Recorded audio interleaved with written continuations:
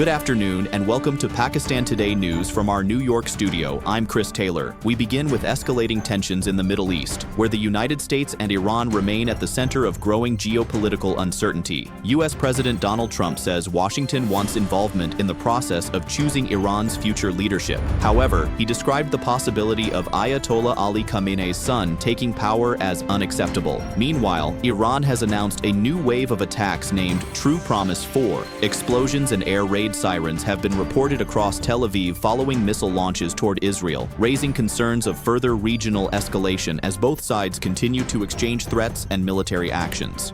In Washington, U.S. Defense Secretary Pete Hegseth says the United States is not expanding its military objectives in Iran. Speaking to reporters, Hegseth stressed that current operations remain limited in scope. He said Washington's focus is on weakening Iran's military capabilities and preventing Tehran from developing nuclear weapons. The defense secretary added that the United States does not seek a wider war in the region, but will continue to take necessary steps to protect its national interests and allies in the Middle East. Meanwhile, President Trump has also urged Iranian diplomats around the world to request asylum as tensions with Tehran intensify. In a statement reported by Reuters, Trump called on members of Iran's Islamic Revolutionary Guard Corps, as well as the country's military and police forces, to surrender. He warned that continuing to fight would only result in more casualties. Trump also said Iranian diplomats seeking asylum could assist the United States in shaping what he described as a new and better Iran, a remark that is likely to draw strong reactions from Tehran.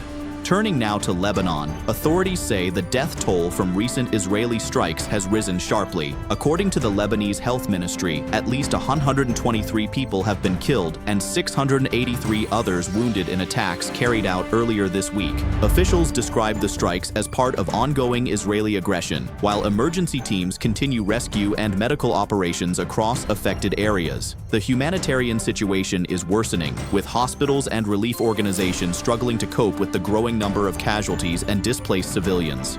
In aviation news, the United Arab Emirates national carrier Etihad Airways has announced it will resume a limited commercial flight schedule starting March 6, 2026.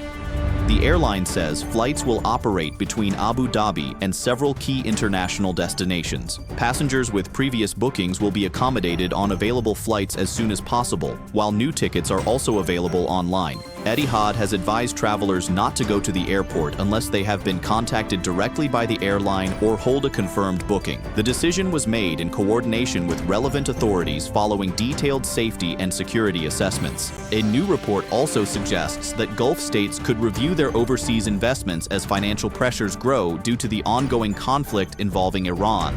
According to the Financial Times, governments across the Gulf are assessing ways to ease pressure on national budgets following the recent U.S. and Israeli attacks on Iran. Officials say the conflict could affect investment pledges to foreign countries and companies, along with sports sponsorship deals, business contracts, and potentially the sale of overseas assets if the war and its financial costs continue at the current pace. Let's take a closer look at the economic impact of the crisis. For more on this, we go to our London correspondent, James Wood.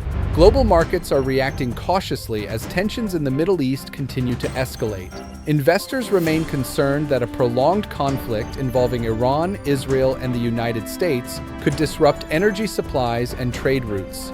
Financial analysts here in London say uncertainty has already led to increased volatility in commodities and equity markets. While some governments are signaling measures to stabilize energy supply, many investors remain on edge about the potential long-term economic consequences. Much will depend on whether diplomatic channels can prevent the crisis from expanding further.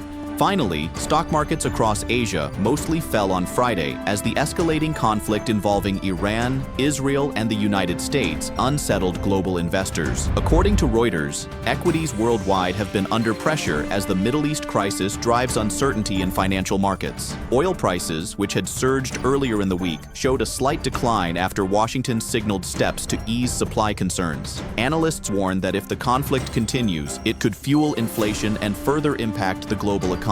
That's all for now. You're watching Pakistan Today News. I'm Chris Taylor.